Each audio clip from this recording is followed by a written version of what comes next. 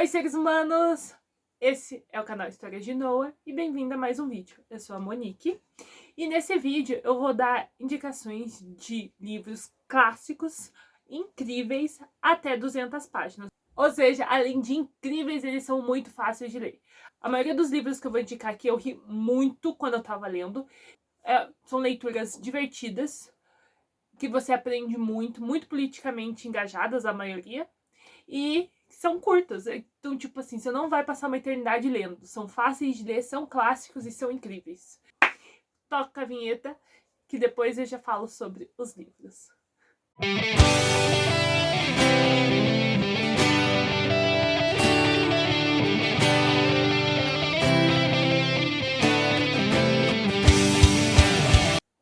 Antes de começar a falar sobre os livros, lembre de seguir o canal, de deixar seu comentário, caso você já tenha lido algum desses livros ou deseja que a gente leia algum outro, e de compartilhar com quem você acha que tem interesse. Nos siga nas redes sociais, também Histórias de Noah, e que a gente sempre posta coisas lá, atualiza e faz vídeos específicos pro Instagram, então nos segue também no Instagram e no Facebook.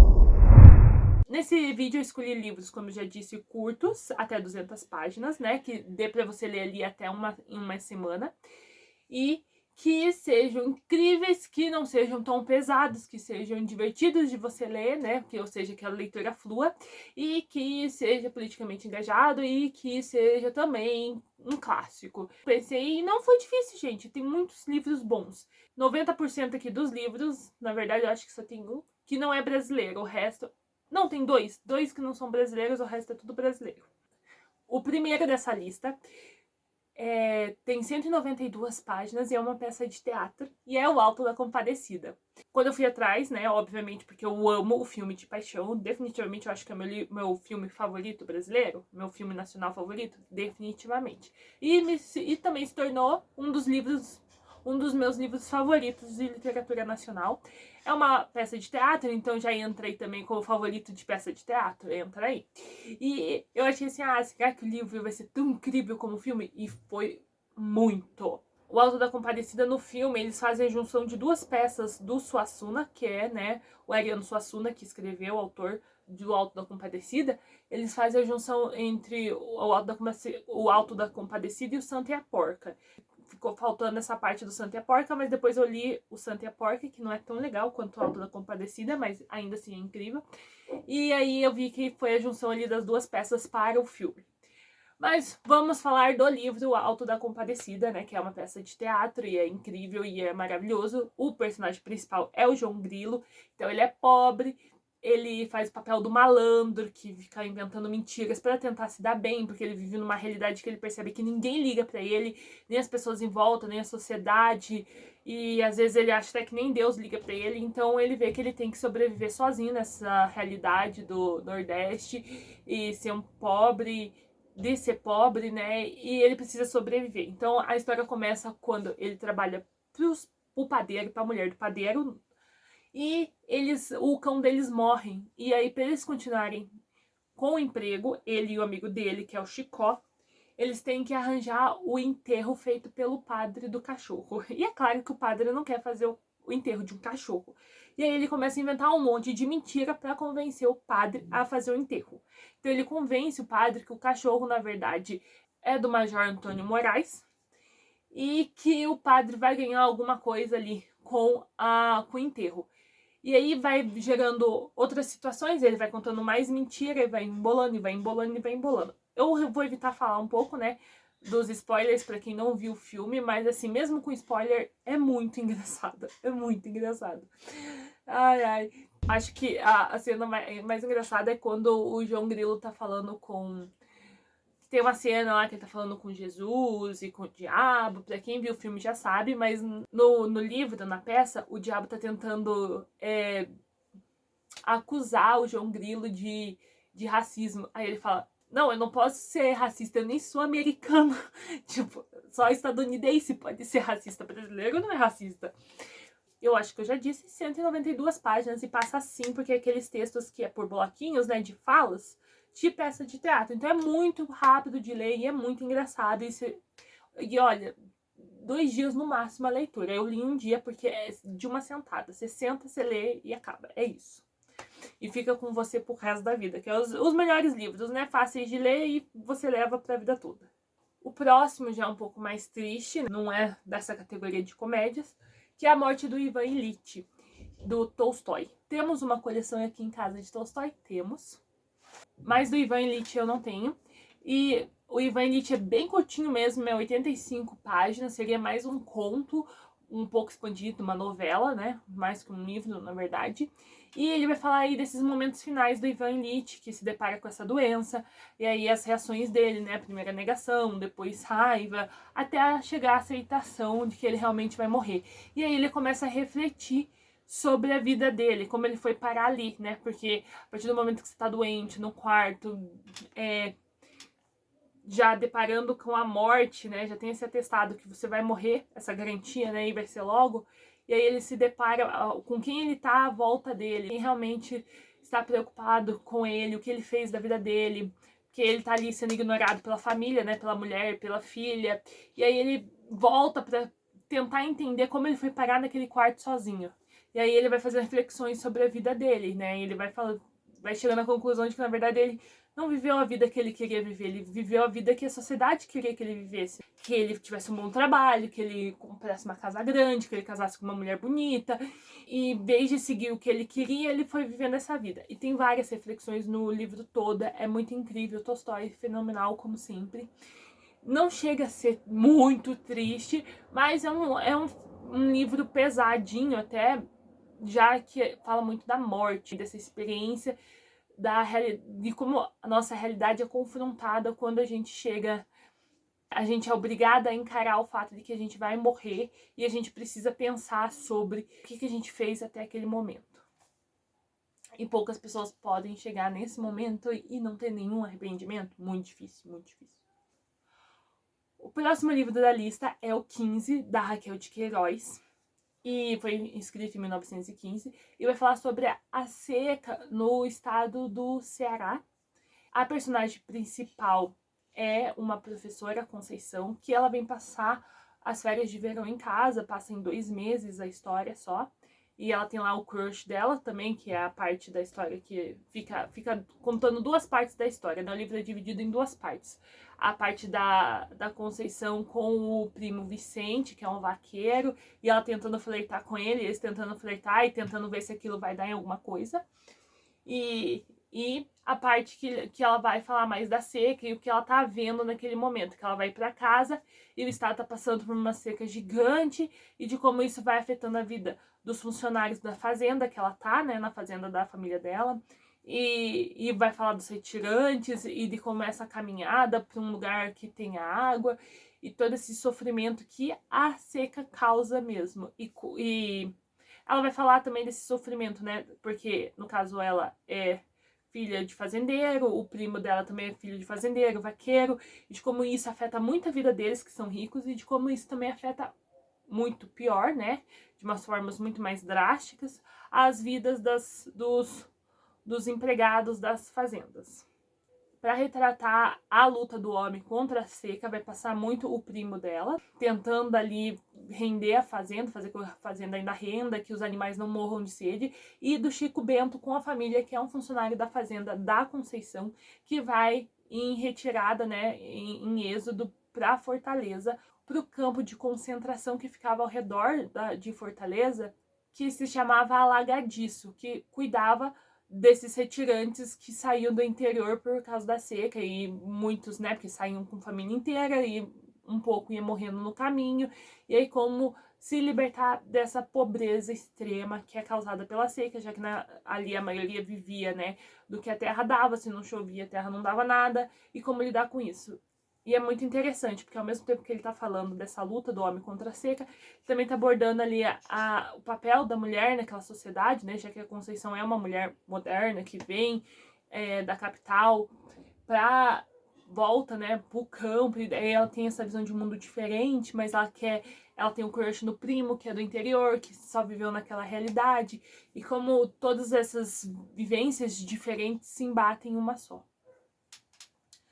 Livro maravilhoso, tem 85 páginas, gente, é muito curto. E assim, é uma pancada atrás da outra. A Crônica de Queiroz é sempre maravilhosa, né, gente? Próximo livro também, que deveria ser só uma novela, mas é sensacional, que é A Hora da Estrela, que tem apenas 88 páginas. A Hora da Estrela, da Clarice Lispector, na minha humilde opinião, o melhor livro dela, de longe. É um livro que também vem falar desse povo pobre do Nordeste, que vai ter essa migrante, que é a Macabeia. Mas o livro não é narrado pela Clarice. Tem outro personagem que narra o livro, que é um escritor, que vai contar a história da Macabeia, que é o Rodrigo SM. Então é esse homem branco, privilegiado, autor, erudito, que vai contar a vida dessa retirante que mora em São Paulo, tem essa vida. Vai ter muitas descrições, né, dessa personagem como uma personagem mais animalesca, mais perto do animal, já que ela não conseguiu atingir o que seria realmente uma humanidade. E essa luta dela, porque ela é uma pessoa muito simples, até no pensar, ela não deseja nada, ela não tem vontade de nada, ela não se permite, na verdade. Ela não foi ensinada a desejar, a sonhar, pensar que ela conseguiria. Então, ela é esse ser que não se permite nem a sonhar. E evita mais desapontamentos. Então, por que ela vai sonhar se ela nunca vai conseguir? Ela é meio analfabeta, ela trabalha como datilógrafa, mas ela quase perde o emprego por datilografar as coisas errado. Ela tem sonhos, assim, vontades, né? Os pequenos desejos que ela se permite ter, tipo beber um café, tomar uma Coca-Cola.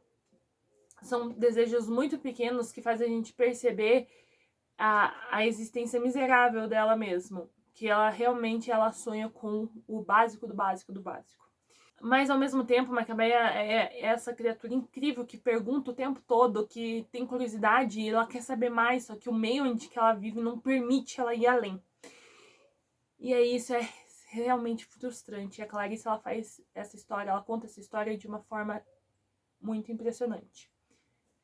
Então, eu tô tentando não dar muito spoiler aqui sobre a história dela, mas é uma história incrível de como a Clarice faz esse personagem muito distante da realidade dessa mulher, né? Esse personagem, o Rodrigo, assim, narrar, contar essa história, e de como a gente pode ver as falas preconceituosas dele em relação à Macabeia e de como, apesar de todas essas formas, de todas essas pessoas que encontram Macabeia e têm uma visão do que ela é, né? Normalmente não enxergam realmente quem ela é, de como, apesar de tudo isso, ela ainda existe.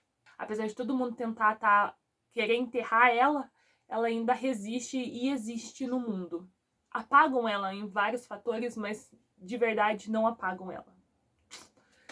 Acho que é isso. Acho que eu me perdi um pouco, mas o livro é sensacional. Próximo livro também curto. A versão que eu li na época tinha tipo 80 páginas. Mas tem umas versões maiores, principalmente agora esse ano que saiu o George Way, caiu no domínio público, daí todas as editoras estão lançando.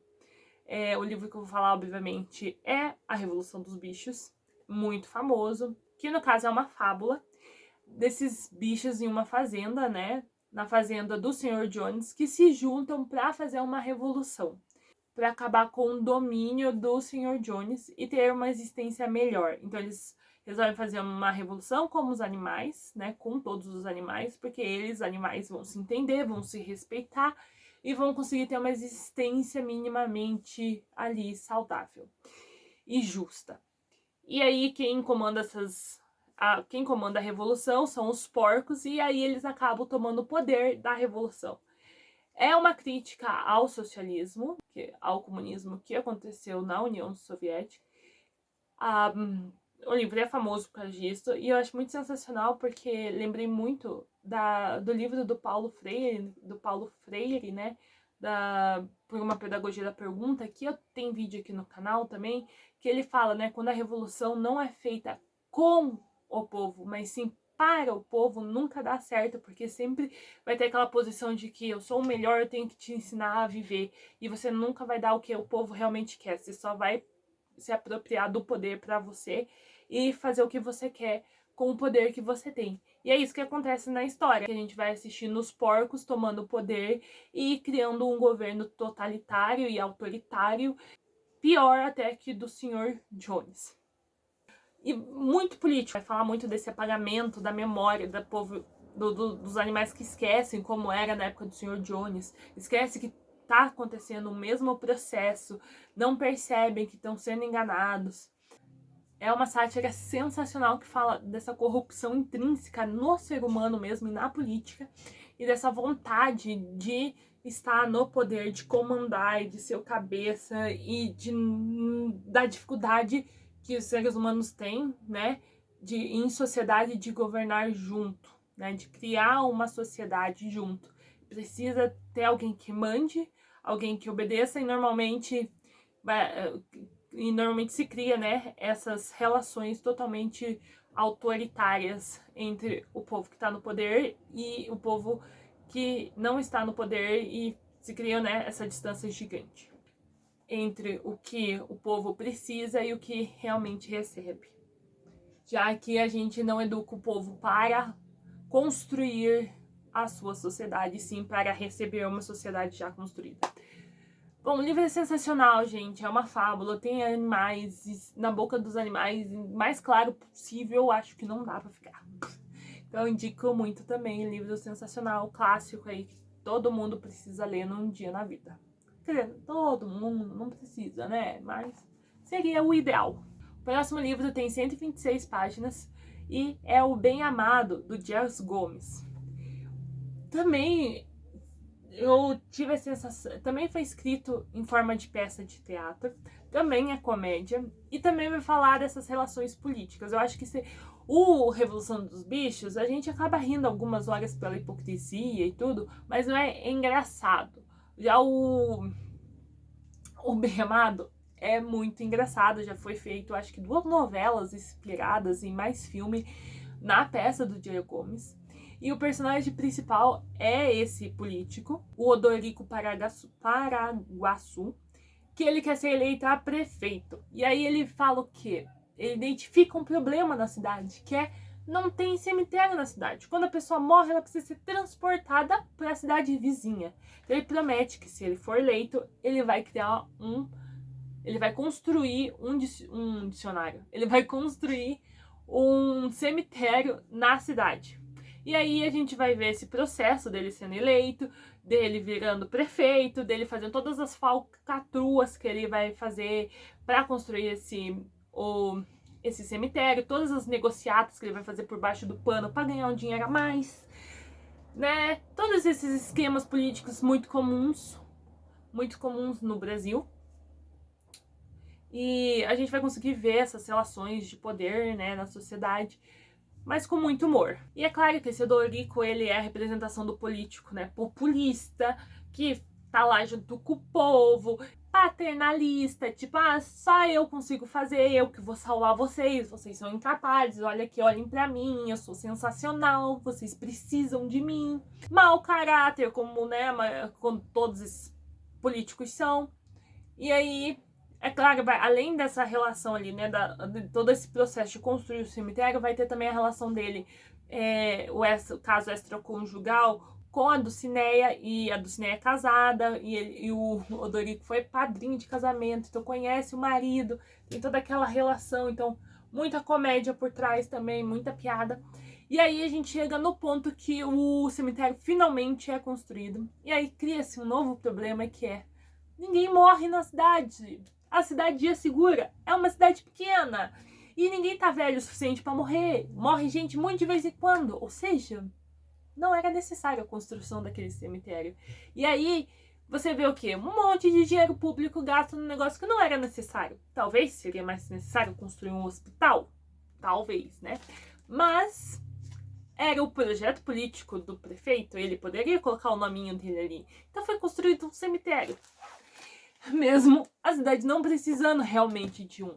Quer dizer, é necessário ter um cemitério na cidade, mas assim, o tanto de dinheiro que ele gastou, né, já que ele fez um monte de falcatrua para construir aquele cemitério. E aí começa a segunda parte da história, que é Odorico Paraguaçu fazendo um monte de falcatrua para conseguir um morto para enterrar no cemitério. É triste, gente. É triste, mas é muito engraçado. Então tá, gente, esses foram os 6 livros que eu indiquei hoje para vocês. Espero que vocês tenham gostado. Os livros são ótimos, a maioria aqui é muito engraçado, falam de temas muito importantes, muito fáceis de ler. e autores sensacionais, e também é uma ótima forma de você começar a ler um pouco mais de cada um desses autores, tipo Tolstói. Foi por onde eu comecei, na verdade, que eu pensei, eu não vou ler Ana Karenina, que é tipo 800 páginas. Vou começar por Ivan Ilitch, que tipo é 80, não é mesmo? E daí eu já vejo se eu gosto da escrita dele. Mesma coisa com Clarice Lispector, com Suassuna. Na verdade, Suassuna é fácil. Todos os livros dele são perfeitos e pequenos, então nada difícil de ler. A Raquel de Queiroz também comecei pelo 15, que é pequenininho. E depois eu li o Memorial de Maria Moura, que é perfeito, sensacional. Tem 500 páginas, mas cada página é sensacional ali naquela história. E na minha opinião, né, minha humilde opinião, a Revolução dos Bichos é trocentas mil vezes melhor que o 1984 do George Orwell. Mas essa é só a minha opinião. Então, esse foi o vídeo de hoje. Espero que vocês tenham gostado e até a próxima. Tchau!